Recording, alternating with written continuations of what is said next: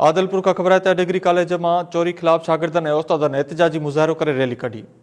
Government degree college Adalpur में चप खां चोरी थियण खिलाफ शागिर्दनि ऐं उस्तादनि एहतिजाजी मुज़ाहिरो करे जवाबदारनि खिलाफ कार्रवाई जो मुतालबो कयो आहे। अॻुवाणनि चयो आहे त नोटिस वठी जवाबदारनि खिलाफ कार्रवाई करे चोरी थियल सामान वापसि करायो वञे।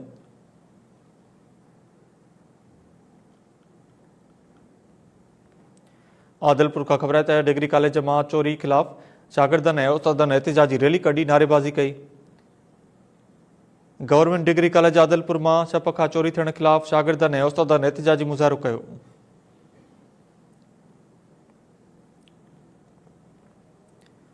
इन हवाले सां लाइन ते मौजूद आदलपुर का माजिद अली कलवड़ जी। माजिद अली, तफ़सीली जो।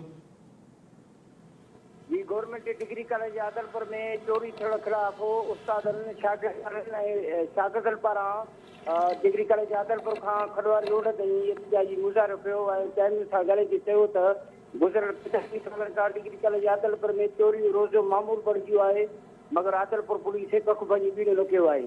हिन चयो त गुज़िरियल ॾींहुं जेको आहे डिग्री कॉलेज आदलपुर मां 6 खां मथे पखा चोरी थी विया आहिनि। जॾहिं हिन इहो बि चयो त डिग्री कॉलेज आदलपुर मां कंप्यूटर समेत बैटरी ऐं ॿियो सामान बि काफ़ी मरतबा चोरी थी चुको आहे, मगर इंतज़ामिया पारां कंहिं बि क़िस्म जो तावन न कयो आहे। ऐं हिननि इहा मुतालबो कयो त जेकॾहिं चोरी थियल सामान असांखे वापसी न थियो त हिन जेको आहे एहतिजाज खे वठी कयो वेंदो।